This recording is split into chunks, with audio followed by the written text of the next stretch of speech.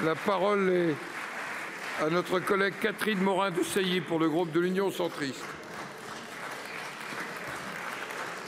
Ma question s'adresse à Monsieur le Premier ministre. Notre groupe a interrogé votre gouvernement à plusieurs reprises sur la souveraineté des données de nos concitoyens, notamment quand nous avons découvert que la gestion du Health Data Hub, la plateforme de nos données de santé, avait été confiée à Microsoft sans débat ni appel d'offres. Au prétexte qu'il n'y avait aucune entreprise française apte, ce qui est faux, et qu'il faut rattraper notre retard plutôt que de mener une politique industrielle offensive visant l'indépendance technologique, vous avez annoncé une nouvelle doctrine, le cloud dit de confiance, incitant les sociétés françaises à acheter sous licence les technologies des GAFAM pour traiter de nos données les plus sensibles.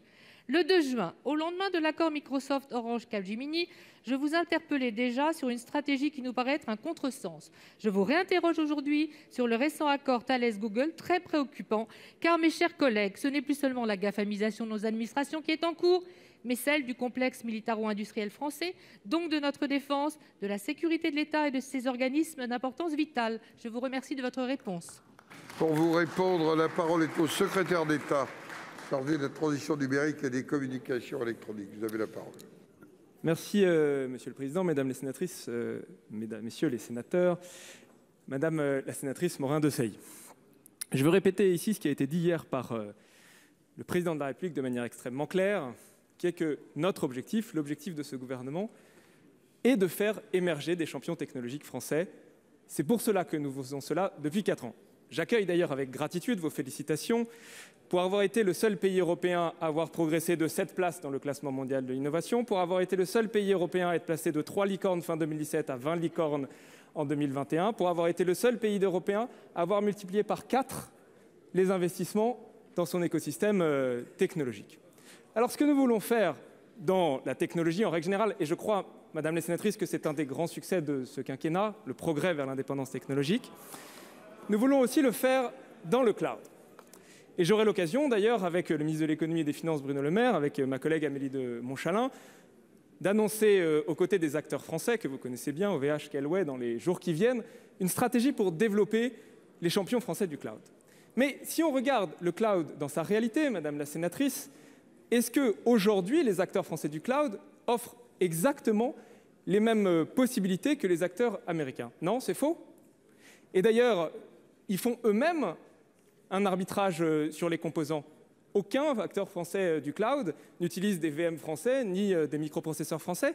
Ils font le même choix que vous, Madame la sénatrice, quand vous décidez d'avoir une page Facebook ou une page Twitter.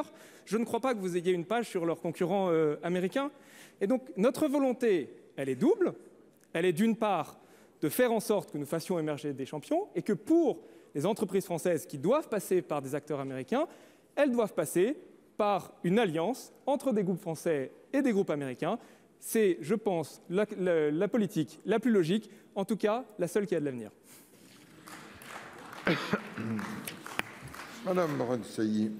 Je ne pense pas, Monsieur le secrétaire d'État, que votre stratégie soit la bonne. Quand on parle de souveraineté, il faut s'entendre sur les mots.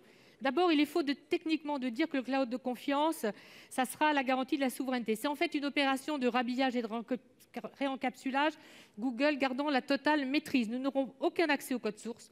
Nos services de renseignement ne pourront pas l'auditer. Donc, nous serons totalement dépendants de ces technologies dont les licences coûteuses ne produiront aucun emploi, aucun impôt, aucune richesse en France. Juridiquement, cela ne sera en aucun cas protecteur vis-à-vis de la loi FISA, qui permet aux services secrets américains d'obtenir sur requête fédérale les données traitées par ces sociétés américaines. Même si c'est transitoire, comme vous l'entendez, on se met dans les mains de ces géants, renforçant leur avance et leur domination dans un domaine où pourtant la France excelle, le logiciel. À quoi bon avoir les meilleures écoles d'ingénieurs au monde si ce n'est pour préserver et renforcer notre écosystème logiciel? À juste titre, les acteurs de la cyber s'inquiètent et nos hébergeurs se sentent trahis. Et la stratégie dont vous assurez la promotion, en portant ostensiblement lors de manifestation des maillots Google, vous excuserez du peu, est totalement incompréhensible. Et je pèse mes mots.